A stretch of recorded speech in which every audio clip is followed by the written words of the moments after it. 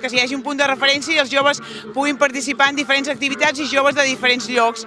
I aprofitant les instal·lacions que tenim aquí, doncs es poden fer moltes coses i intentar, això és la primera vegada que ho fem, i la idea és que es vagi repetint anualment i que cada vegada fer-ne una difusió més gran, aquest és el primer any, i que pugui venir el màxim de gent, el màxim de joves d'altres llocs possible.